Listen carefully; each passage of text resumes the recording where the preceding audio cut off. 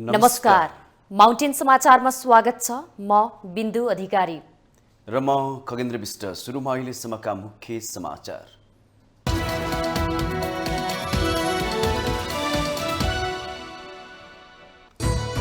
दलित समुदायले सयौं वर्ष सम्झिने गरी केही कार्यक्रम घोषणा गर्ने प्रधानमन्त्री प्रचण्डको प्रतिबद्धता। सकारात्मक विभेदको प्रतिक्रियाले समानताको आधार खडा गरेको दावी। सरकारमा सहभागी हुने नेकपा एकीकृत समाजवादीको निर्णय। सरकार गठनको समग्र प्रक्रियामा गृह कार्य गर्न अध्यक्ष नेपालको संयोजकत्वमा 3 सदस्यीय कार्यदल गठन। तत्कालको नाफाघाटा नहेरी संक्रमणकालीन न्याय टुङ्ग्याउनु पर्ने कांग्रेसको भनाई। दलीय संकीर्णता भन्दा माथि उठ्न आग्रह। पीडितको भावना चोट पुर्याउन नहुनेमा जोड। 3 महिनादेखि राष्ट्रिय राजनीति भागभण्डामै रुमलियो। सरकारलाई विश्वासको मत दिएका सबै दल सरकारमा सहभागी हुने तयारीमा। भाग पुर्याउन प्रधानमन्त्री प्रचण्डलाई सकस। सत्ताबाट बाहिरको एमाले जनतासँग जोडिने प्रयास गर्दै जनसरोकारको विषय पहिचान गरी केन्द्रमा रिपोर्टिङ गर्न पार्टीका स्थायी कमिटीहरूलाई निर्देशन। युक्रेनद्वारा क्रिमियामा शक्तिशाली रुसी मिसाइल ध्वस्त पारेको जिकिर। सर्वसाधारणलाई लक्षित गरेर आक्रमण गरिएको रुसको दावी।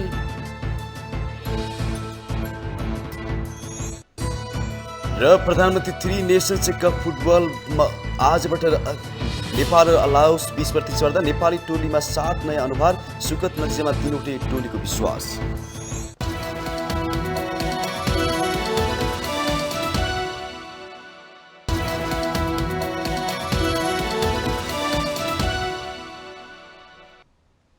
अब समाचार विस्तारमा।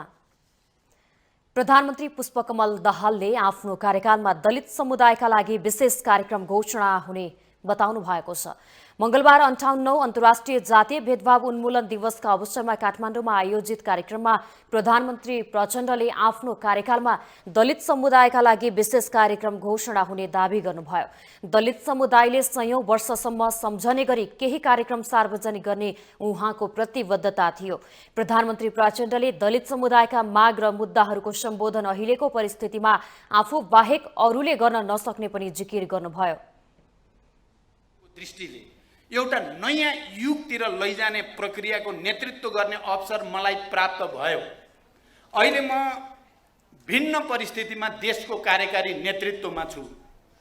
अहिले भर्खरै परशुरामजीले 20 सूत्रीय माग भनेर जे राख्नु भएको छ, मलाई लाग्छ नेपालको आजको मितिमा, म सधैँ भन्दिनँ, आजको दिनमा त्यो मैले गर्न सके त्यो अगाडि जान्छ। अरूले गर्ने स्थिति मैले देखेको छैन। त्यसकारण म तपाईहरुको अगाडि आजको यो ऐतिहासिक दिनमा के घोषणा गर्न चाहन्छु भने मेरो यो कार्यकालमा दलितहरूले भविष्यसम्म सयौं वर्षसम्म सम्झिने गरी केही घोषणा म गर्दैछु, म गर्नेछु। यो विश्वास र प्रतिबद्धता म तपाईहरुको अगाडि व्यक्त गर्न चाहन्छु। दलित समुदायको विकास र उन्नतिका लागि राज्यले क्षतिपूर्ति सहितको विशेषाधिकार दिनुपर्ने भन्दै उहाँले सकारात्मक विभेदको प्रक्रियाबाट मात्रै राजनीतिक, आर्थिक, सामाजिक र सांस्कृतिक समानताको आधारशिला खडा गर्न सकिने प्रश्न पार्नुभयो। र उन्नतिका लागि राजनीतिक, आर्थिक, सामाजिक, सांस्कृतिक अधिकार र समानताका निम्ति राज्यले क्षतिपूर्ति सहितको विशेषाधिकार एवं सकारात्मक विभेदको प्रक्रियाबाट मात्रै राजनीतिक, आर्थिक, सामाजिक, सांस्कृतिक समानताको आधारशिला खडा गर्न सकिन्छ। यसका निम्ति कानुन निर्माण, संशोधन र व्यवस्थापकीय पक्षहरूमा सुधारका निम्ति खेल्नुपर्ने भूमिकाका लागि नेपाल सरकार प्रतिबद्ध रहेको कुरा पनि यहाँहरूको अगाडि स्पष्ट गर्न चाहन्छु। प्रधानमन्त्री प्रचण्डले दलित समुदायले अहिले पाएका संवैधानिक र कानूनी हक अधिकारहरू जनयुद्धको उपलब्धिको रूपमा आएको दावी गर्नुभयो। संघीय मामिला तथा सामान्य प्रशासन मन्त्री अमनलाल मोदीले दलित, जनजाति लगायतका उत्पीडित समुदायले संविधान बनाउने बेलामा माओवादीलाई बुझ्न नसकेको टिप्पणी गर्नुभयो। मत अरूलाई दिएर बाख्राको गोठालो चितुवालाई बनाएको उहाँको भनाइ थियो। सामान्य प्रधानमन्त्री माओवादी आन्दोलन थियो, जतिखेर माओवादी आन्दोलनको एउटा चाहिँ सूत्रधार संविधान सभामा एउटा चाहिँ कोर्ने बेला थियो, त्यतिखेर चाहिँ हामीले बुझ्न सकेनौँ। अहिले ठुल्ठुला कुरा गर्दैछौँ। तपाईँ हामी ठुल्ठुला कुरा गर्न सक्छौँ। त्यतिखेर भोट दिने बेलामा, जतिखेर आफ्नो भाग्य र भविष्य निर्माण गर्ने बेलामा संविधान सभामा हाम्रो आफ्नो मत दिएर आफ्नो अधिकारको निम्ति तपाईँले भोट हाल्ने बेलामा त्यतिखेर सम्झिनु भएन। अनि कहिलेकाहीँ उखान छ, तपाईँले बाख्राको गोठालो चितुवालाई दिएपछि बाख्रा सङ्लो खोजेर पाइन्छ। त्यतिखेर भोट दिने बेलामा माओवादीलाई नदिकन अर्कोलाई दिनुभयो। आज त्यही हालत छ। मन्त्री मोदीले प्रधानमन्त्री प्रचण्डले देशमा जातीय मुक्ति आन्दोलनको नेतृत्व गरेको भन्दै उहाँलाई नेपालको नेल्सन मण्डेलाको संज्ञा दिनुभयो।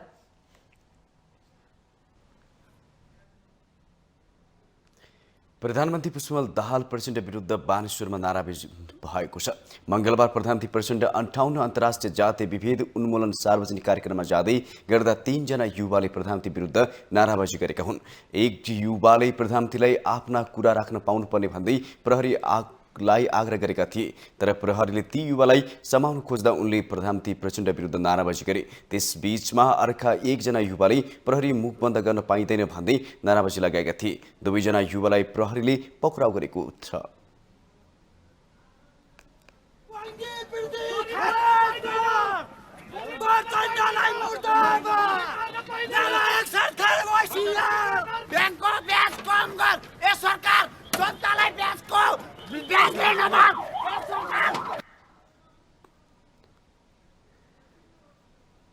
प्रधानमन्त्री प्रचण्ड कार्यक्रम स्थलमा प्रवेश गर्न जाँदै गर्दा उहाँकै अगाडि एक युवाले बैंकको मिटर ब्याज मिनाहा गर भन्दै नारा लगाएका थिए।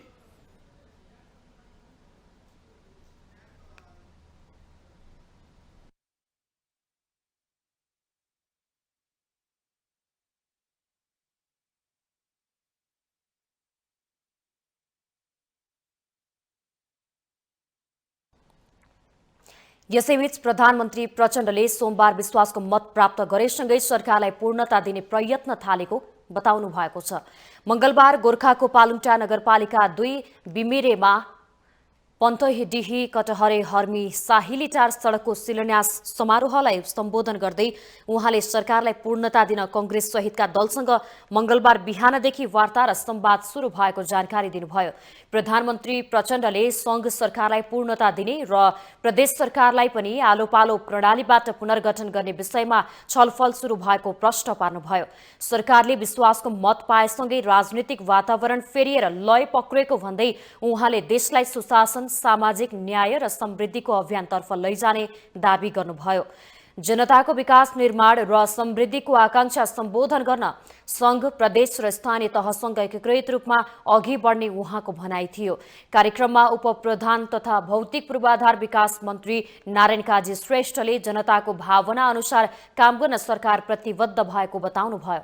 यो सडकको शिलान्यास मात्र नभई जनतासँग गरिएका प्रतिबद्धता पूरा गर्ने कार्यको उद्घाटन पनि भएको उहाँको भनाइ थियो।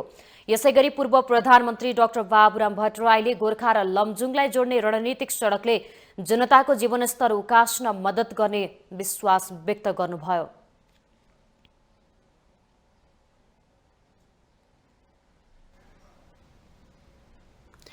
एक्काइस मार्चमा हरेक वर्ष अन्तर्राष्ट्रिय रंगभेद तथा जातीय विभेद उन्मूलन दिवस मनाइँदै आएको छ। यस वर्ष पनि अन्तर्राष्ट्रिय रूपमा विभिन्न कार्यक्रम गरेर मनाइँदा नेपालको रंगभेद र जातीय विभेद विरुद्धको आन्दोलनबारे विचार विमर्शहरू भए, तर त्यसले सरकारबाट खासै महत्त्व नपाएको गुनासो जाति अधिकार कर्मीहरूको रहेको छ। एक रिपोर्ट। नेपालमा दलितको जनसङ्ख्या 14% छ, तर उनीहरू छरिएर रहेकाले कुनै पनि जिल्ला वा चुनावी क्षेत्रमा बहुमतमा छैनन्। अर्कोतर्फ उनीहरू सङ्गठित हुन सकिरहेका छैनन्। दलित भन्दा कम प्रतिशतमा रहेका जाति, जनजाति, समुदाय र भाषीहरू सङ्गठित भई अधिकारको मुद्दामा चर्को आवाज दिन सफल छन्, तर दलितहरूले सङ्गठित हुन नसक्दा अधिकार प्राप्तिमा खासै सफलता हासिल गर्न सकिरहेका छैनन्। राज्यको उनीहरूप्रतिको व्यवस्था पनि उठिरहने गरेको छ। यो एकदम चरम व्यवस्था हो, किनभने हामी सिभिल सोसाइटीले ठुलो आवाज उठाएका छौँ। हामी दलित सरकारी गैर सरकारी संस्था महासङ्घ होस्, हाम्रो संस्था नेपाल राष्ट्रिय दलित समाज कल्याण सङ्घ हो, हामीले राष्ट्रिय दलित आयोगमा गएर हामीले चाहिँ नेपाल सरकारको सङ्घीय मामिला मन्त्रालयमा गएर हामीले चाहिँ प्रधानमन्त्रीलाई समेत ज्ञापन पत्र दिएका छौँ।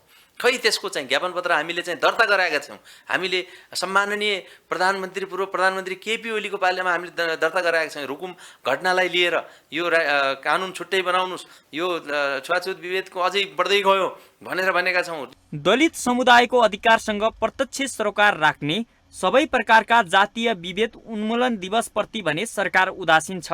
अहिले त दलित आयोगसँग कार्यक्रम गर्नका लागि पैसा नभएर 21 मार्च अन्तर्राष्ट्रिय रङ्गभेद तथा जातीय विभेद उन्मूलन दिवसलाई आयोगले आधिकारिक रूपमा मनाउन नपाएको गुनासो गर्नुहुन्छ राष्ट्रिय दलित आयोगका सदस्य टुन्ज बराइली। यो दलित आयोगमा चाहिँ तपाईँको स्रोत साधनको कमी छ र सरकारले बजेट दिने कुरामा कन्जुसाइ गरिराखेको छ र प्रोग्रामका लागि कार्यक्रमका लागि तपाईँको चाहिँ ऊ गरिराखेको छैन, के अरे यो बजेटहरू दिइराखेको छैन। खालि चालु खर्चको लागि मात्रै बजेट बनाउँछ, तपाईँको चाहिँ पुँजीगत खर्चको लागि बजेटै छैन। कहिलेकाहीँ त अब तपाईँको चाहिँ यो गाडी मर्मत गर्नको लागि पनि गाह्रो भइरहेछ। ग्रामीण भेगमा मात्र नभई सहरी क्षेत्रमा पनि जातीय विभेद व्याप्त छ। दलितहरूलाई अपमानित हुने गरी नाम राख्न बाध्य पारिएको घटनाहरू खुलिरहेका छन्, जुन संविधान प्रदत्त हक अधिकार विरुद्ध हो। दलित समुदायले आफ्नो अधिकारका लागि सबैभन्दा पहिला आफै सङ्गठित भएर बोल्न जरुरी छ। राज्यले पनि उनीहरूको अधिकारका लागि ठोस योजना बनाएर कार्यक्रम बनाउनु पर्छ। माउन्टेन टेलिभिजन एसडीका लागि लक्ष्मीप्रसाद नेउपानेको रिपोर्ट। नेकपा एकीकृत समाजवादीले सरकारमा सहभागी हुन अध्यक्ष माधव कुमार नेपालको नेतृत्वमा 3 सदस्यीय कार्यदल गठन गरेको छ। मंगलबार पार्टी केन्द्रीय कार्यालयमा बसेको सचिवालय बैठकले यस्तो निर्णय गरेको हो। बैठकपछि सञ्चारकर्मीहरूसँग कुरा गर्दै उपमहासचिव जगन्नाथ खतिवड़ाले पार्टी सत्ता पक्षमा बसिसकेको र सरकारमा जाने बारेमा छलफल भएको बताउनुभयो। उहाँले बैठकमा सरकारमा जाँदा कस्ता नीति कार्यक्रम लिएर जाने भन्ने बारेमा छलफल भएको जानकारी दिनुभयो।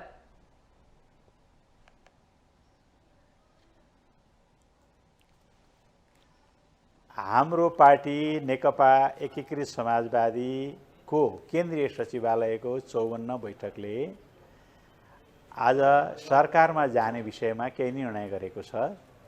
पार्टी सत्ता पक्षमा बसिसकेको छ, प्रधानमन्त्रीलाई विश्वासको मत दिइसकेको छ। यो अवस्थामा सरकारमा जाने, सरकारमा सहभागिताका सन्दर्भमा बृहत ढङ्गले सोच्नु, छलफल गर्नुपर्ने, गृह कार्य गर्नुपर्ने भएको हुनाले त्यो गृह कार्य गर्नको निम्ति पार्टी अध्यक्ष कमरेड माधव कुमार नेपाल, पार्टी उपाध्यक्ष कमरेड प्रमेश हमाल र पार्टी महासचिव कमरेड घनश्याम भुषाल 3 सदस्यीय एउटा कार्यदल गठन गरेको छ। उपमहासचिव खतिवड़ाले कार्यदलले सरकारमा कुन ढङ्गले जाने भन्ने बारेमा सचिवालयलाई प्रस्ताव दिने बताउनुभयो।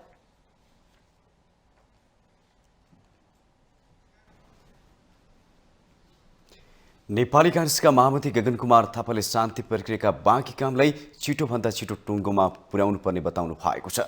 महामन्त्री थापाले भविष्यमा यसले थप जटिलता निम्त्याउन खोज्ने उल्लेख गर्दै शान्ति प्रक्रियाको बाँकी कामलाई टुङ्गोमा पुर्याउनु पर्ने बताउनु भएको हो। मंगलबार काठमाडौँमा आयोजित नागरिक स्वतन्त्रताका लागि गिरिजाप्रसाद कोइरालाको योगदान विषयक विचार गोष्ठीमा उहाँले शान्ति प्रक्रिया टुङ्ग्याउनु ढिलासुस्ती गरे वा पीडितको भावनामाथि चोट पुर्याउने काम भए कसैलाई मान्य नहुने चेतावनी दिनुभयो। महामन्त्री थापाले गिरिजाप्रसाद कोइरालाको नेतृत्वमा सुरु भएको शान्ति प्रक्रियालाई टुङ्गोमा पुर्याउने कामको नेतृत्व कांग्रेसले नै लिनुपर्ने प्रश्न पार्नुभयो। कुनै हामी यो शान्ति प्रक्रिया खास गरी नेपाली कांग्रेसका लागि त हामी यसलाई हामीले सुरुवात गरेको भनेर हामी भन्छौँ हुनै पनि, त्यसले यसलाई टुङ्ग्याउने मुख्य जिम्मेवारी पनि हाम्रो र शान्ति प्रक्रियामा सहभागी भएको नेपालको अन्य राजनीतिक दलहरू, चाहे हिजो हामीसँग रहेको नेकपा एमाले लगायतको दल वा अर्को पक्ष भएको शान्ति प्रक्रियाको अर्को पक्ष भएको माओवादी, हामी सबैको सामूहिक जिम्मेवारी हो। हामी सबैले दलीय संकीर्णता वा तत्कालको नाफाबाट घाटाभन्दा बाहिर निस्केर यो विषयलाई सम्बोधन गर्ने प्रयास गर्नुपर्छ। हामीसँग अब समयको सुविधा छैन। हामीले यसलाई यो वा त्यो नाममा लम्ब्यायौँ भने अझै यो जटिल बन्दै जान्छ र अझै हाम्रो नीति भविष्यमा अझै अप्ठ्यारो यसले सृजना गर्छ। कार्यक्रममा नेता डाक्टर शेखर कोइरालाले काङ्ग्रेसलाई अब कुनै पनि गल्ती गर्ने छुट रहेको भन्दै 10 दलीय गठबन्धनलाई सफल बनाउने जिम्मे पनि आफूहरूकै काँधमा रहेको बताउनुभयो। गल्ती गर्ने छुट छैन भने पनि हुन्छ। कुनै किसिमको कमी कमजोरी नेपाली कङ्ग्रेसबाट अब हुनु हुँदैन। यी सबै कुरालाई नेपाली कङ्ग्रेसले अत्यन्त गम्भीर रूपले हामीहरूले लिएका छौँ र त्यसलाई अगाडि बढाउने जिम्मा अबको नेपाली कङ्ग्रेसबाट जाने जुन नेतृत्व लिएर जानुहुन्छ उहाँहरूको जिम्मा सरकारलाई पनि प्रचण्डजीको सरकार छ, 8वटा 9वटा दल छन्, 10वटा दल भनिन्छ। त्यो 10वटा दललाई सम्हालेर अगाडि बढ्ने जिम्मेवारी पनि नेपाली कङ्ग्रेसैको। नेता कोइरालाले नागरिक स्वतन्त्रता र प्रेस स्वतन्त्रतामा काङ्ग्रेस नचुकेको बताउँदै प्रेस स्वतन्त्रता बिना लोकतन्त्र चल्न नसक्ने दावी गर्नुभयो।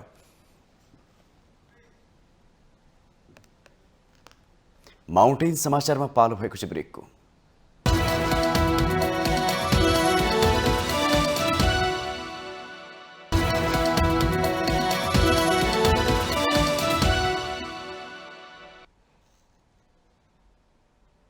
ब्रेकपछि स्वागत छ। अब बाँकी समाचार।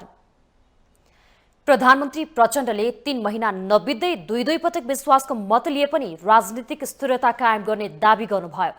3 महिनाको अवधिमा प्रचण्ड आफैले 2 पटक समीकरण बदल्नुभयो भने यसैबीच धेरै राजनीतिक फेरबदलहरू तीव्र गतिमा भए। मन्त्रीमण्डल विस्तार गरेर जनताको आधारभूत समस्याको समाधान गर्ने सम्मको चुनौतीलाई अब प्रचण्डले कसरी सामना गर्नुहोला? एक रिपोर्ट। जो दलहरूसँग हाम्रो गठबन्धन भएको छ, सहमति भएको छ, ती सबैसँग बसेर 2-4 दिन भित्रमै सबै टुङ्ग्याउने र अनि काम गर्ने विचार छ। आरामसँग सरकार चल्छ। संसदमा उपस्थित 262 मध्ये 172 सांसदले प्रचण्डलाई विश्वासको मत दिएपछि उत्साहका साथ संसदबाट बाहिरिने क्रममा हौसिँदै सञ्चारकर्मीहरूलाई दिएको अभिव्यक्ति। अब प्रचण्डले आफूले सम्हाल्दै आउनुभएको 16 मन्त्रालयको भागभण्डा मिलाउनु पर्ने पहिलो चुनौती छ। त्यो सहज भने छैन। कारण हो सरकारलाई विश्वासको मत दिने दलहरूको संख्या धेरै हुनुका साथै धेरै र शक्तिशाली मन्त्रालयमा दाबी हुनु। 25 मन्त्रालयमा गठबन्धनको ठूलो दल नेपाली काङ्ग्रेसले 9, सरकारको नेतृत्व गरेको माओवादी केन्द्रले प्रधानमन्त्री सहित 5, एकीकृत समाजवादी र जसपाले 3-3, लोसपा र जनमतले 2-2, नेपाल समाजवादी पार्टी र आम जनता पार्टीले 1-1 मन्त्रालय दाबी गरेका छन्। प्रचण्डलाई दोस्रो पटक पनि विश्वासको मत दिएको राष्ट्रिय स्वतन्त्र पार्टी पनि सरकारमा सहभागी हुने संकेत गरेको छ। निर्वाचनको परिणामले अपेक्षा गरेको विषय फेरि स्थायित्व नै हो। त्यसकारण हामीले गठबन्धनमा गएर भए पनि मुलुकलाई स्थायित्व दिने, राजनीतिक रूपमा स्थायित्व दिने कुराप्रति जनतालाई आश्वस्त गर्नुपर्छ पहिलो आवश्यकता। र दोस्रो कुरा जनादेशले जसरी परिणाम दिएको छ त्यसले मुलुकको विकास पनि सम्भव छ। स्थायित्व हुने बित्तिकै विकास प्राथमिक विषय बन्छ। त्यसपछि त्यहीतिर हामी सबैको प्रयत्न हुनुपर्छ। प्रचण्ड, देउवा र नेपालबीच प्रधानमन्त्रीमा पनि आलो पालो गर्ने सहमति बनेकाले काङ्ग्रेस र एकीकृत समाजवादी गृह मन्त्रालय छाड्न तयार हुने विश्वास माओवादीको छ। अहिलेको गठबन्धन निर्माणमा पार्टीले खेलेको भूमिकाको आधारमा शक्ति बाँडफाँड हुनुपर्ने एकीकृत समाजवादीको माग छ। गठबन्धनबाट उपराष्ट्रपति पाएको जसपाले परराष्ट्रसहित 3 मन्त्रालयमा दाबी गरेको छ। तत्कालीन 7 दलीय गठबन्धनले जसपालाई वन तथा वातावरण र युवा तथा खेलकुद मन्त्रालय छुट्याएको थियो। तर त्यसमा असन्तुष्टि जनाएर जसपा सरकारमा गएको थिएन। मलाई लाग्छ सबैजना यो कुरालाई मनन गरेरै अहिलेको राष्ट्रिय आवश्यकता, अब अहिलेको कुनै त्यस्तो विकल्प छैन। त्यसैले भागभन्डा मिल्छ, मिलाएर सबैजना अगाडि बढ्नुपर्छ। त्यसको कुनै विकल्पै छैन। गठबन्धन अब धेरै दलहरूको बिचमा आफैमा सहमति कायम गर्नु आफैमा कठिन काम हो। तथापि मलाई लाग्छ सबै जिम्मेवार दलहरू भएको हुनाले, नेतृत्व भएको हुनाले एउटा सहमति गरेर अब सम्मानजनक सबैको गच्छ अनुसारको शक्ति बाँडफाँड हुन्छ र सम्मानजनक एउटा स्थिति सिर्जना गरेर विवाद हुँदैन। सरकारको नेतृत्व गरिरहेको माओवादीले गृह वा अर्थ मन्त्रालयमा पनि दाबी गरेको छ। यी मन्त्रालय हुँदा प्रधानमन्त्रीलाई काम गर्न सहज हुने माओवादीको बुझाइ छ। अप्रत्याशित रूपमा प्रचण्डले सत्ता समीकरण बदलेर प्रतिपक्षको बेन्चमा पुगेको एमाले भने प्रचण्ड नेतृत्वको सरकारको भविष्य लामो समय नजाने बताउँछ। 10 दलीय गठबन्धन यो कुनै राजनीतिक सैद्धान्तिक धरातलमा बनेको गठबन्धन पनि होइन। यो खाली उपयोग पदहरूको उपयोग गर्नका लागि बनिएको एउटा संयन्त्र हो। यो लामो समय टिक्दैन, यो गठबन्धन 5 वर्ष टिक्दैन, लामो जाँदैन, यो बिचैमा छिट्टै यो चाहिँ विघटन हुन्छ, यसको भविष्य छैन, राजनीतिक रूपले पनि यसको भविष्य छैन। देशको अर्थतन्त्र भित्रभित्र खस्कँदै गएको छ, तर प्रचण्ड नेतृत्वको सरकार 3 महिनादेखि सत्ता समीकरण फेरबदल र भागबन्डामा केन्द्रित भएको छ। आर्थिक विषय प्रचण्डको प्राथमिकतामा परेन, बरु सत्ता जोगाउनमा ध्यान खिचियो। यसकारण पनि प्रचण्डलाई आगामी दिन निकै चुनौतीपूर्ण हुने देखिन्छ। उहाँले अब्जसको भारी बोकेर थचरिनु पर्ने त होइन। माउन्टेन टेलिभिजन एचडीका लागि बटुकराज गिरीको रिपोर्ट। नेकपा एमाले जनसरकारको विषय पहिचान गर्न पार्टीका स्थानीय कमिटीहरूलाई निर्देशन दिएको छ। एमालेका उपमहासचिव विष्णु रिमालले जनसरकारका विषयमा पहिचान गर्न पार्टीका सबै पालिका स्तरीय कमिटीहरूलाई निर्देशन दिएको बताउनु भएको हो। एमाले उपत्यका विशेष प्रदेश कमिटीले मंगलबार पार्टी केन्द्रीय कार्यालय च्यासलमा आयोजना गरेको अगुवा कार्यकर्ता भेला तथा प्रशिक्षण कार्यक्रममा बोल्दै उहाँले चैतको 20 देखि 25 गतेसम्म 5 दिन पालिका स्तरका जनसरकारको विषयमा रिपोर्टिङका लागि स्थानीय कमिटीहरूलाई समय तोकिएको पनि स्मरण गराउनु भयो। त्यसैगरी 25 गतेदेखि 30 गतेसम्म जिल्लाले आफ्नो सो विषयको रिपोर्ट बनाउनु पर्ने उपमहासचिव रिमालको भनाइ थियो।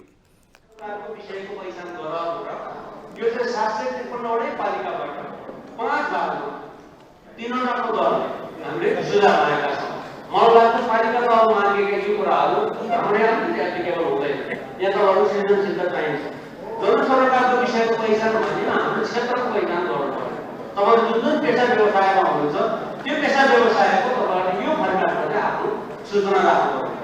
जस्तो यो उहाँहरूको लागि भौतिक पूर्वाधार क्षेत्रको प्राथमिकता सरकार के हो, पालिका सरकार। उपमहासचिव रिमालले स्थानीय कमिटीहरूले किसानले भोगिरहेका समस्या, त्यहाँको भौगोलिक पूर्वाधार क्षेत्रको विकासबारे पनि पार्टीको माथिल्लो कमिटीलाई रिपोर्टिङ गर्नुपर्ने योजना तय गरिएको जानकारी दिनुभयो।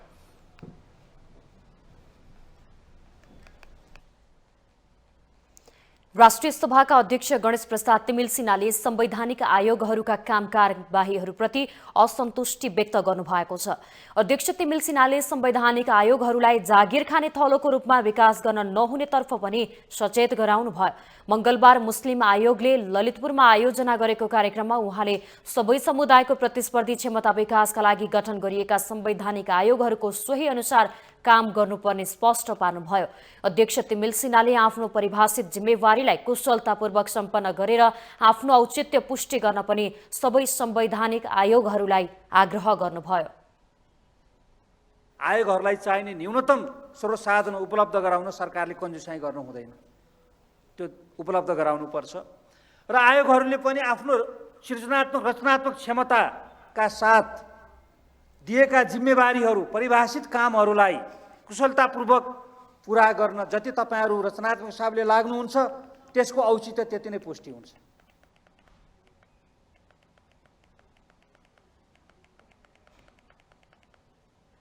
अध्यक्ष तिमिल सिन्हाले संवैधानिक आयोगहरू अनन्तकालसम्मका लागि नभएको उल्लेख गर्दै केही वर्षभित्रै त्यसको आवश्यक नहुने गरी काम गर्नुपर्ने पनि स्मरण गराउनुभयो। उहाँले आयोगका लागि आवश्यक स्रोत साधनको व्यवस्था गर्ने काममा कन्जुस्याइ नगर्न सरकारलाई आग्रह गर्नुभयो। राष्ट्रिय मानवाधिकार आयोगका अध्यक्ष तप बहादुरले नागरिकका हक अधिकारको संरक्षण र सम्वर्धन गर्न आयोग प्रतिबद्ध रहेको बताउनुभयो। सजग छ र सम्बन्धिततर्फ लागिरहेको अवस्था पनि छ। अब हाम्रो काम के छ भनेदेखि सबै आयोगहरूसँग अब वास्तव विषयगत आयोगहरूको आफ्नो क्षेत्र हुन्छ, आफ्नो विषयगत क्षेत्रमा काम गर्नुहुन्छ भनेदेखि हामीहरूले समग्र क्षेत्रमा मानवाधिकार संरक्षण सम्बन्धनको हरेक क्षेत्रमा चाहिँ लागिराख्नु पर्ने हुन्छ। अध्यक्ष मगरले मानव अधिकारको संरक्षणका लागि सबै संवैधानिक आयोगसँग मिलेर काम भइरहेको पनि स्मरण गराउनुभयो।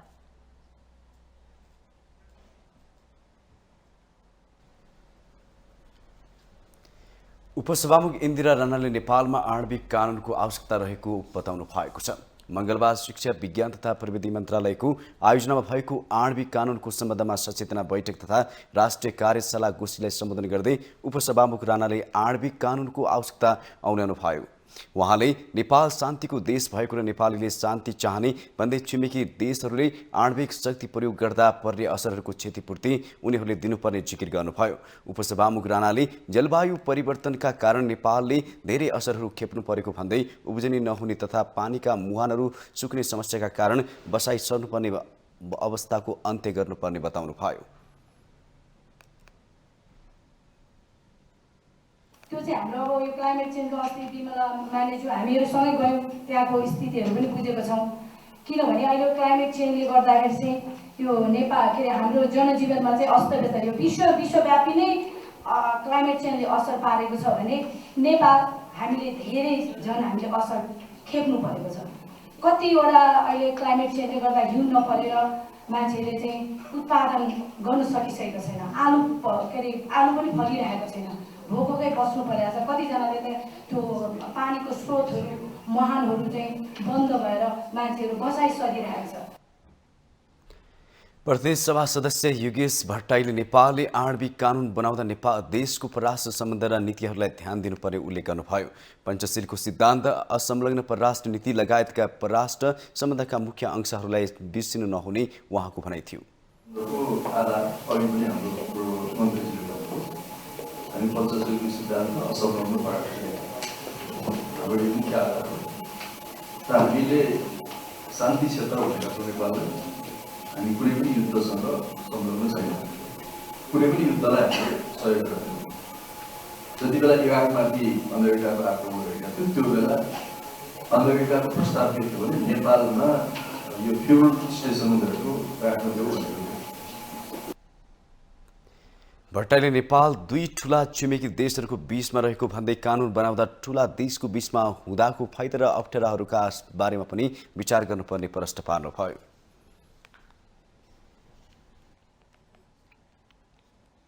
सांसदहरूले सन् 1950 को नेपाल भारत शान्ति तथा मैत्री सन्धिको पुनरावलोकन गर्नुपर्ने माग राखेका छन्। राष्ट्रिय सरोकार तथा समन्वय समितिको बैठकमा सांसदहरूले सन् 1950 को नेपाल भारत शान्ति तथा मैत्री सन्धिको पुनरावलोकन गर्नुपर्ने माग राखेका हुन्। उनीहरूले सन्धिहरू राष्ट्रिय हितमा र जनताको हितमा रहने गरी संवेदनशीलतालाई मनन गरेर मात्रै अघि बढाउनुपर्ने बताएका छन्। साथै सांसदहरूले संविधान बनेको झण्डै 7 वर्ष बितिसक्दा समेत राज्यले कुन सन्धि पुनरावलोकन गर्नुपर्ने भन्ने खोजी नगरेको आरोप लगाए।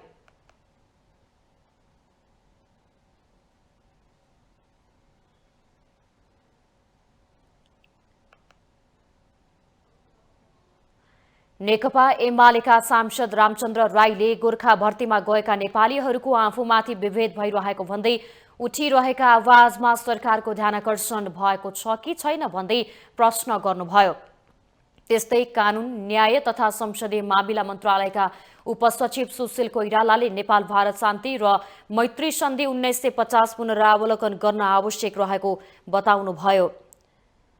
समितिको बैठकमा नेपाल भारत शान्ति र मैत्री सन्धि 1950 को बारेमा छलफल सुरु भएको हो।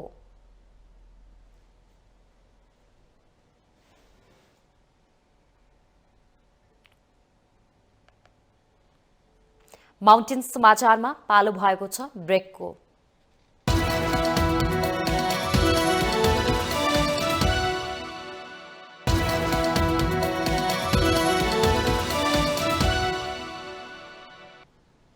ब्रेकपछि स्वागत छ बाँकी समाचार।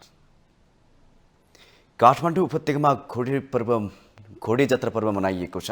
बालबालिकालाई भूत प्रेत पिचास लगायतका नकारात्मक तत्त्वले दुःख नदियोस् भनेर प्रत्येक वर्ष चैत्र कृष्ण औँसीका दिन उपत्यकामा घोडे जात्रा मनाउने प्रचलन छ।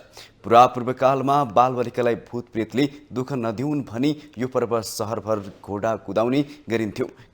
घना बस्ती विस्तार भएपछि हाल टुँडी खेलमा मात्र कुदाउन थालेको किम्बदन्ती रहेको छ। यसैबीच नेपाली सेनाले औपचारिक कार्यक्रम गरेर यस पर्वको घोडे जात्रा मनाइएको छ। सैनिक मञ्च टुँडी खेलमा आयोजित समारोहमा राष्ट्रपति रामचन्द्र पौडेल, उपराष्ट्रपति रामसाय प्रसाद यादव, प्रधानमन्त्री पुष्पकमल दाहाल प्रचण्ड, राष्ट्रिय सभा अध्यक्ष गणेश प्रसाद तिमल सिन्हा, नेपाल सरकारका मन्त्रीहरू, कर्मचारी प्रशासनका पदाधिकारीहरू, विभिन्न सुरक्षा निकायका प्रमुखहरू लगायत राज्यका विभिन्न निकायका प्रमुख तथा प्रतिनिधिहरू प्रतिनिधिहरूको उपस्थिति रहेको थियो। समारोहमा नेपाली सेनाले विभिन्न खेल तथा कला कौशलहरू प्रस्तुत गरेको थियो। साथै समारोहमा नृत्य समेत प्रस्तुत गरिएको थियो। घोडे जात्राको अवसरमा सरकारले काठमाडौँ उपत्यकामा सार्वजनिक बिदा दिएको थियो।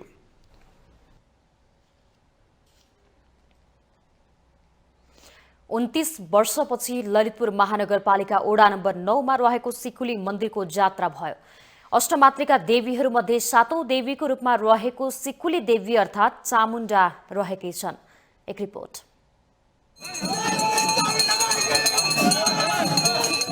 गाहितीमा रहेको मूल देवताको घरबाट सिकुली माईसहित अष्टमातृका देवीहरूको मूर्तिहरूलाई जात्रा एक दिन पूर्व शङ्खमूलमा रहेको सिकुली मन्दिरमा राखी तान्त्रिक विधिविधानले पूजा अर्चना गरी रातभर राख्ने गरिन्छ। चैत्र कृष्ण औँसीका दिन सिकाली मन्दिरबाट मूर्ति निकालेर खतमा राखेर गछे, गाहिती, चोबु, गछे, कोबाल, बङ्गलामुखी आदि विभिन्न स्थानमा खतलाई परिक्रमा गराई गाहितीमा पूजा गरी मूर्तिलाई प्रतिस्थापना गरी जात्रा सम्पन्न गरिन्छ। ललितपुर महानगरपालिकाकै ऐतिहासिक जात्राका रूपमा रहेको चामुण्डालाई लोक कल्याणकारी तथा नगर रक्षकको देवीको रूपमा पूजा गर्ने गरिन्छ। सिकुलीको जात्राको क्रममा बालकुमारी माई र सिकुली माई दिदीबहिनीको रूपमा रहेकोले सिकुली देवीले मङ्गल बजारमा आफ्नी दिदी बालकुमारी माईसँग भेट गराइन्छ। जात्राको व्यवस्थापन गायती, चोबुछे तथा तालुछेबाट हुँदै आएको छ। झै झगडा तथा आर्थिक व्यवस्थापन जस्ता समस्याहरू भएपछि 2052 सालदेखि जात्रा रोकिएको थियो। 29 वर्षपछि ललितपुर महानगरपालिका वडा नम्बर 11 का वडा अध्यक्ष अरोज कुमार खर्गी तथा ललितपुर महानगरपालिकाका प्रवक्ता तथा वडा नम्बर 9 का वडा अध्यक्ष राजु महर्जनको विशेष पहलमा महानगरबाट बजेट निकास गरी यस वर्षदेखि जात्रा पुनः सञ्चालनमा ल्याइयो। महालक्ष्मीकै आफ्नै दिदी चामुण्डाको पनि यो अमूर्त संस्कृति जात्रा चाहिँ परम्परागत चलन चाहिँ थाल्ने भयो। मलाई लाग्छ अब चाहिँ हाम्रो महानगर स्थानीय सरकारले यसलाई अब रोकिने दिने छैन। स्थानीय सरकारले पहिचान गरिसक्यो। फलस्वरूप आज हाम्रो यो सबै कला पूजाहरू पनि यहाँ सम्मिलित छन्।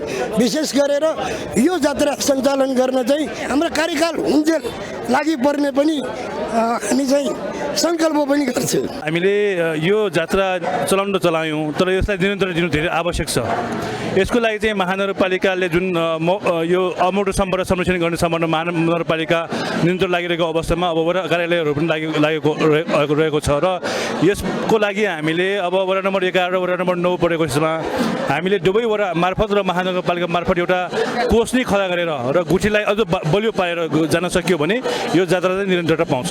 हजुर के छ भन्दाखेरि यो जात्रा 29 वर्ष अगाडि एउटा चाहिँ विशेष कारण एउटा चाहिँ खलबल भएको कारणले चाहिँ यो रोकिएको हो। त्यसअनुसार चाहिँ यो पालि अब हामीले चाहिँ के भन्दाखेरि यो चामुण्डा माई संरक्षण समिति र गछेटोल, चोबु, गाइती अनि कोबाल, च्यासल होइन त्यो सबै कुमेश्वर हुँदै त्यो सबैको संयुक्त बैठकबाट यो वर्ष चाहिँ हामीले गर्ने भनेर यसमा चाहिँ 5-6 महिना अगाडि हामीले चाहिँ सोचेको र सोचेअनुसार ललितपुर नगरपालिकाबाट पनि हामीलाई चाहिँ रातो पुस्तिकामा 4 लाख रुपियाँ बजेट हालिदिनु भयो। ललितपुर ऐतिहासिक संस्कृति, परम्परा, जात्रा पर्वहरूले भरिएको महानगर हो। यस्ता ऐतिहासिक जात्रा पर्वहरूको संरक्षण सम्वर्धन गर्ने जिम्मेवारी पनि महानगरवासीकै हो। पहिचान समाप्त भए अस्तित्व नै समाप्त हुने यथार्थलाई मध्यनजर गरी ललितपुरका जनप्रतिनिधिहरूले संस्कृति जोगाउन चालेको क्रममा नगरवासीहरूको पनि साथ र सहयोग हुने विश्वास गरिएको छ। माउन्टेन टेलिभिजन एचडीका लागि क्यामेरामा केशव श्रेष्ठका साथ विसन्तर साकी।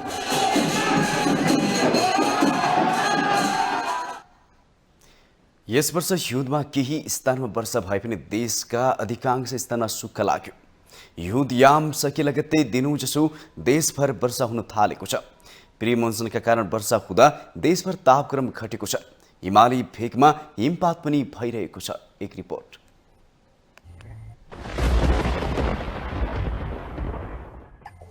पश्चिमी न्यून चापीय प्रणालीका साथै स्थानीय वायु सक्रिय हुँदा केही दिन यता देशभर हल्कादेखि मध्यम वर्षा भइरहेको छ। पछिल्लो 24 घण्टाको तथ्याङ्क हेर्ने हो भने सबैभन्दा धेरै कैलालीको धनगढीमा 48.7 मिलिमिटर वर्षा भएको छ। यस्तै ओखलढुङ्गामा 29.7, पोखरामा 28.8, बाराको सिमरामा 26.6 र काठमाडौँमा 9.6 मिलिमिटर वर्षा भएको छ। यसपटकको हिउँदे याममा वर्षा औसतभन्दा पनि निकै कम मात्रामा भयो। खडेरीकै जस्तो अवस्था बन्न पुग्यो कतिपय स्थानमा। यद्यपि हाल 7 प्रदेशका भूभागमा जारी वर्षाले प्रभाव भने खासै नपर्ने मौसम विभागका वरिष्ठ मौसमविद रघुधर प्रधानाङ्ग बताउनुहुन्छ। र हिउँदे याममा विशेष गरी वर्षा गराउने प्रणाली भनेको पश्चिमबाट आउने पश्चिमी निम्नचाप प्रणाली हो र त्यो चाहिँ खासै त्यति सक्रिय रूपमा नेपालमा भित्रिएन यसपालि हिउँदे याममा। र हिउँदे याम लगत्तै केही सक्रिय पश्चिमी निम्नचाप प्रणाली पनि भित्रिएको अवस्था छ र साथसाथै यो केही दिनदेखि जुन वर्षा भइरहेको छ त्यसमा विशेष गरी यो बङ्गालको खाडीबाट पनि जलवाष्पित्व वायुको प्रभाव चाहिँ भइरहेको अवस्था छ र यिनै कारणले गर्दाखेरि चाहिँ यति बेला चाहिँ वर्षाको गतिविधि बढेको हो।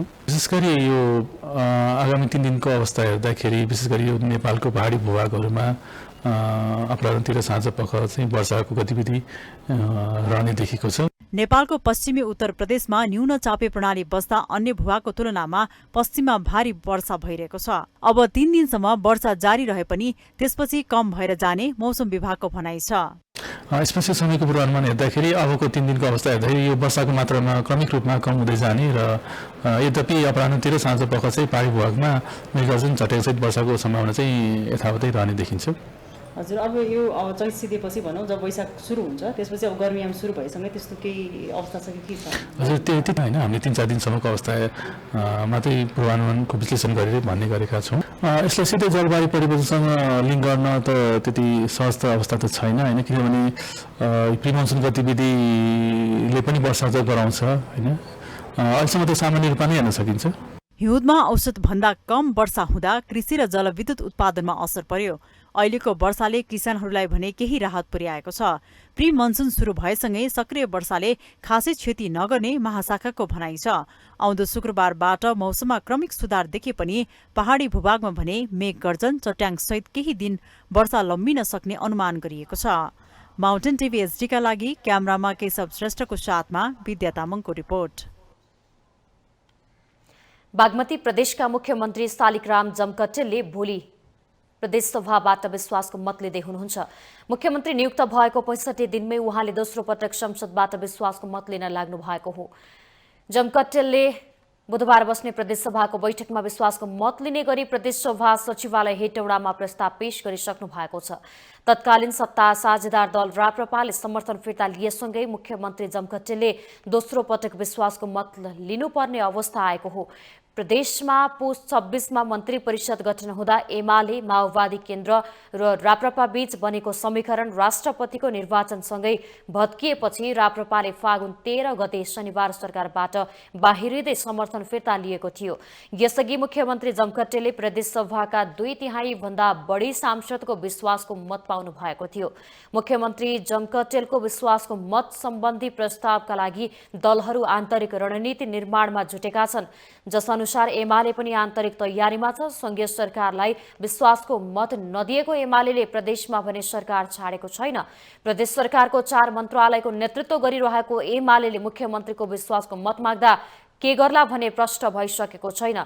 एमाले पार्टी केन्द्रसँगको छलफल र समन्वयमा बुधबार नै बस्ने संसदीय दलको बैठकमा सो विषयको निर्णय हुने बताइएको छ।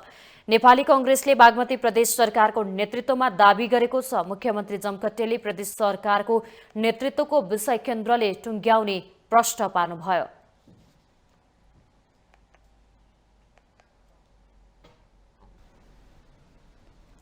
निर्वाचन आयुक्त डाक्टर जानकी कुमारी तुलाधरले निर्वाचन आयोग निर्वाचन प्रणालीको सम्पूर्ण सुधारको प्रक्रियामा रहेको बताउनु भएको छ। मंगलबार ललितपुरमा आयोजित एक कार्यक्रममा उहाँले आयोग निर्वाचन प्रणालीको सम्पूर्ण सुधार गर्नका लागि काम गरिरहेको बताउनु भएको हो। उहाँले निर्वाचनका लागि अझै परिष्कृत तरिकाले अघि बढ्ने प्रयासमा रहेको उल्लेख गर्नुभयो। निर्वाचन प्रणालीको सुधारका लागि सशक्त कानुन आवश्यक रहेको भन्दै उहाँले साइबर अपराधको नियमन र नियन्त्रण गर्न र डिजिटल माध्यमबाट हुन सक्ने सम्भावित हस्तक्षेप रोक्न कानुन र प्रविधिको अभाव रहेको बताउनु भयो। अनुगमन संयन्त्र पर्याप्त नहुँदा पनि धेरै समस्या भोग्नु परेको भन्दै आयुक्त तुलाधरले द्वेषपूर्ण अभिव्यक्ति निर्वाचनको समय मात्र नभई अन्य समयमा पनि भइरहने भएकाले त्यसको नियमन गर्नुपर्ने जोड दिनुभयो। हस्तक्षेप रोक्नको लागि कानुन र प्रविधि पक्षको अभाव रहेको म यहाँलाई यो निवेदन गर्न चाहन्छु र त्यसै अनुगमन समेत पर्याप्त नरहेको आयोगले नीति त बनायो अझै सरकारको स्पष्ट नीति आउन नसकेको म सचिवज्यू यहीँ हुनुहुन्छ, यसलाई पनि ध्यान दिनुहुनेछ र यो नीति ल्याउनेमा यहाँहरूको प्रयास रहनेछ भन्ने कुरा पनि मैले राख्न चाहे। यो हेट स्पिचको कुराहरू, द्वेषपूर्ण अभिव्यक्तिको चर्चा निर्वाचनको समयमा मात्र होइन, यो अघि पछि पनि हुने गर्छ। यसको पनि यहाँ हामीले यसलाई पनि ख्याल राख्नुपर्छ। निर्वाचन आयुक्त तुलाधरले सामाजिक सञ्जालको सही सदुपयोग गरी जनस्तरमा प्रचार प्रसार गर्न आवश्यक रहेको बताउनुभयो।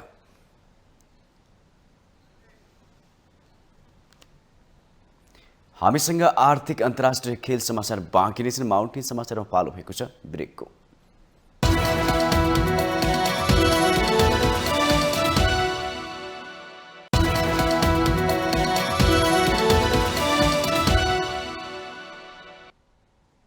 ब्रेकपछि स्वागत छ। अब आर्थिक समाचार।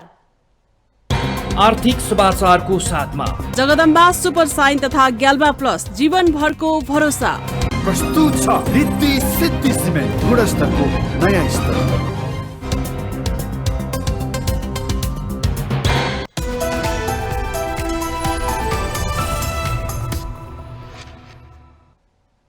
वैदेशिक रोजगारीमा रहेका तथा विदेशमा स्वरोजगारमा रहेका श्रमिक बुधबारदेखि सामाजिक सुरक्षा योजनामा समेटिँदैछन्। सामाजिक सुरक्षा कोषले बुधबार प्रधानमन्त्री पुष्पकमल दाहालको उपस्थितिमा एक कार्यक्रमको आयोजना गरी वैदेशिक रोजगारीमा रहेका श्रमिकलाई योजनामा सूचीकृत गर्ने कार्य प्रारम्भ गर्दैछ।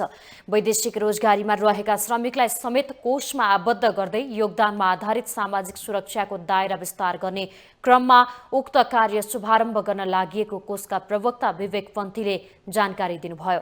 उक्त योजना सुरु भएसँगै वैदेशिक रोजगारीमा रहेका करिब 22 लाख नेपाली श्रमिक लाभान्वित हुने अनुमान गरिएको छ। वैदेशिक रोजगारी र विदेशमा स्वरोजगारमा रहेका श्रमिकलाई सामाजिक सुरक्षाको छाता मुनि ल्याउन कोषले यसअघि नै अनौपचारिक स्वरोजगार र वैदेशिक रोजगारमा रहेका श्रमिकलाई सामाजिक सुरक्षा कोषमा सूचीकृत गर्ने सम्बन्धी कार्यविधि सूचीकृत गरिसकेको छ। उक्त कार्यविधिले अनौपचारिक स्वरोजगार र वैदेशिक रोजगारमा रहेका लाखौं श्रमिकलाई योगदानमा आधारित सामाजिक सुरक्षा योजनामा सहभागी गराउने बाटो खोलेको थियो। ट्रेड युनियन संघ संगठनले लामो समयदेखि अनौपचारिक र स्वरोजगारमा रहेका श्रमिकलाई सामाजिक सुरक्षाको दायरामा ल्याउन माग गर्दै आएका थिए। नेपालको औपचारिक क्षेत्रका श्रमिकले 3 वर्षदेखि सामाजिक सुरक्षा योजनाबाट लाभ लिन थाले पनि वैदेशिक रोजगारी र विदेशमा स्वरोजगारमा रहेका श्रमिक त्यसबाट वञ्चित हुँदै आएका थिए। गैर आवासीय नेपाली संघ एनआरएनएले पनि वैदेशिक रोजगारीमा रहेका श्रमिकलाई सामाजिक सुरक्षामा आबद्ध गराउन पैरवी गर्दै आएको थियो। बुधबारदेखि नयाँ श्रम स्वीकृति लिनेलाई कोषमा सूचीकृत हुने व्यवस्था अनिवार्य गरिएको छ। स्वीकृत कार्यविधि बमोजिम वैदेशिक रोजगारीमा रहेका वा विदेशमा स्वरोजगारमा रहेका श्रमिकले कम्तीमा आधारभूत पारिश्रमिकको 21.33% रकम अर्थात् न्यूनतम 2000 मासिक रूपमा र अधिकतम त्यसको 3 गुणासम्म कोषमा योगदान गरी सुविधामा सहभागी हुन सक्नेछन्।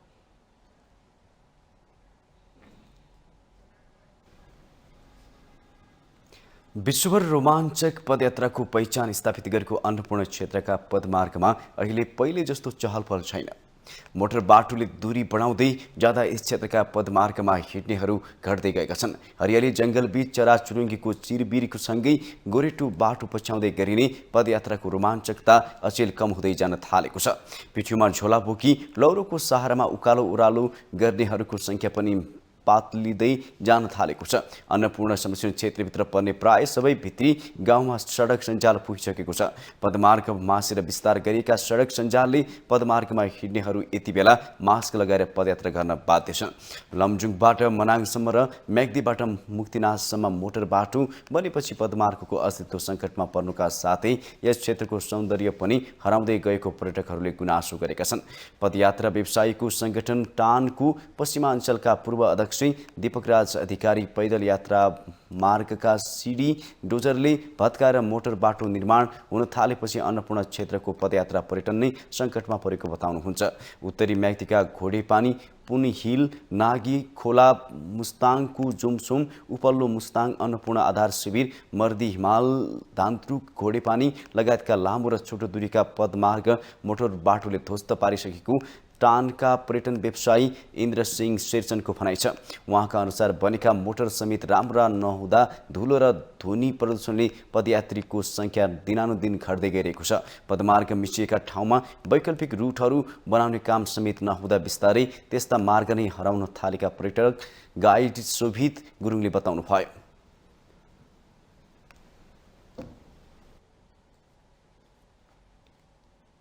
अब अन्तर्राष्ट्रिय समाचार।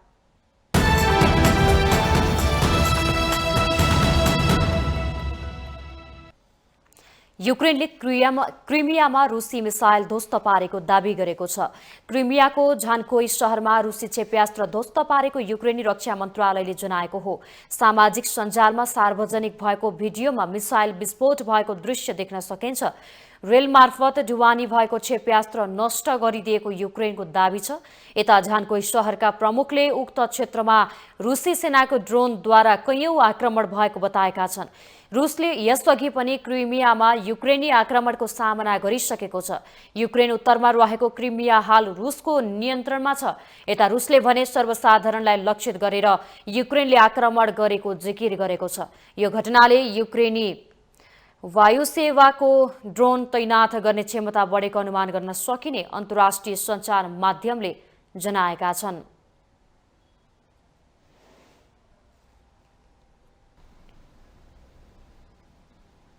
अब पालो खेल समाचारको।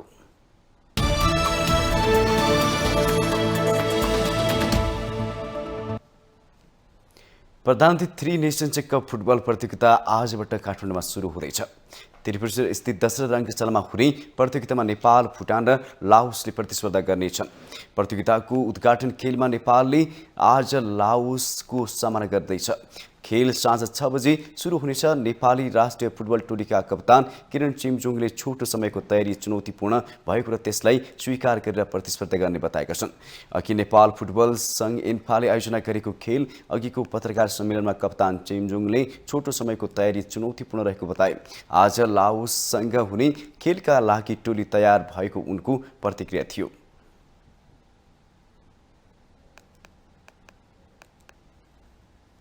We need to believe in each other. कोचले पनि सर्ट टाइम पाएको छ, च्यालेन्जेस छ. We need to stick अहिलेको टाइममा टुगेदर एन्ड जति टाइम भए पनि सर्ट टाइम हामीले पाए पनि at the end we need to be like prepare for this tie series and we have done all things for this tie series and we are ready for tomorrow match. यसै प्रतियोगिताबाट debut गर्न लागेका नवनियुक्त मुख्य प्रशिक्षक भिन्सेन्चो Alberto एनिसले लिगको दौरानमा खेलाडीको प्रदर्शनलाई निहाल्दै टोली निर्माण गरेकाले राम्रो नतिजा आउने दावी गरे। In the right position and till now I'm so grateful of what we have done as a management, as our coaching style and also about our players, senior players that help me so much to face this new challenge. यस्तै लाओसका प्रशिक्षक Michael बेसले घरेलु टोली विरुद्ध राम्रो खेल्ने प्रदर्शन गर्ने बताए। It's Asian Games now in Cambodia and we take the chance here to come Nepal with a good group, young, dynamic group and want to give it a shot. We expect the home side to be very aggressive and very, very attacking oriented.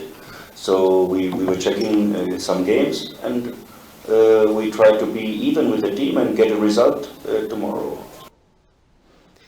लाओसका कप्तान सौकाफोन भोङ चयाङ खामले प्रतियोगिताका लागि पहिलो पटक नेपाल आउँदा खुसी लागेको भन्दै खेलका लागि उत्साहित रहेको प्रतिक्रिया दिए। Come to join this tournament. First time I come to Nepal, but we are excited because this this country amazing in country, but we want to show about football from Laos. यस्तै पछिल्लो संस्करणको एसियाली खेलकुदपछि पहिलो पटक अन्तर्राष्ट्रिय भ्रमण गरेको भुटानका प्रशिक्षक पेमाले टोलीले प्रतियोगिताको तयारी राम्रो गरेको बताए। भुटानी कप्तान चेन्चु ग्याल्सेनले नेपालमा आयोजना हुन लागेको प्रतियोगिताका लागि उत्साहित रहेको र युवा प्रतिभावान खेलाडीको सम्मिश्रण रहेकाले राम्रो खेल हुने प्रतिक्रिया दिए। सिंगल राउन्ड रोबिन पद्धतिमा हुने प्रतियोगितामा शीर्ष 2 टोलीले उपाधिका लागि प्रतिस्पर्धा गर्नेछन्। यसअघि नेपालले 2077 सालमा बङ्गलादेश र किर्गिजस्तानलाई समेट्दै 3 नेसन्स कपको आयोजना गरेको थियो।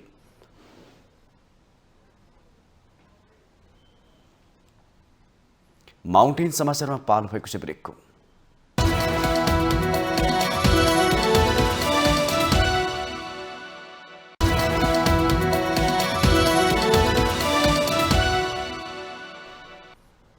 ब्रेकपछि स्वागत छ। यो सँगै हामी माउन्टेन समाचारको अन्त्यमा आइपुगेका छौं। जाँदा जाँदै मुख्य समाचार पुनः एकपटक।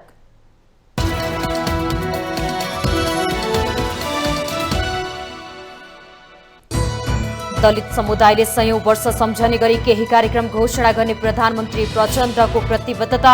सकारात्मक विभेदको प्रक्रियाले समानताको आधार खडा गरेको दावी। सरकारमा सहभागी हुने नेकपा एकीकृत समाजवादीको निर्णय। सरकार गठनको समग्र प्रक्रियामा गृहकार्य गर्न अध्यक्ष नेपालको संयोजकत्वमा 3 सदस्यीय कार्यदल। तत्कालको नाफाघाटा नहेरी संक्रमणकालीन न्याय टुङ्ग्याउनु पर्ने कांग्रेसको भनाई। दलीय संकीर्णताभन्दा माथि उठ्न आग्रह। पीडितको भावनामा चोट पुर्याउन नहुनेमा जोड।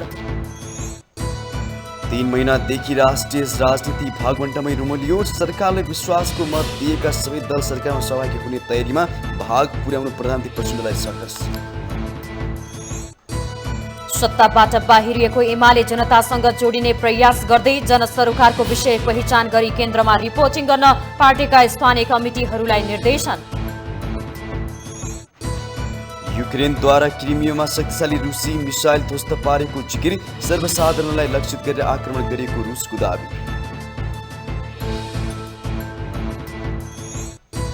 र प्रधानमन्त्री 3 नेसन्स कप फुटबल आजबाट नेपाल र लाओस बीच प्रतिस्पर्धा।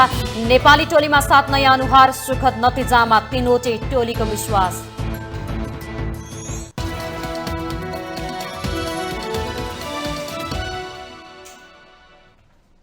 माउन्टेन समाचार अहिलेलाई सकियो। सत्य, तथ्य र निष्पक्ष समाचारका लागि माउन्टेन टेलिभिजन HD हेर्दै रहनुहोला। नमस्कार।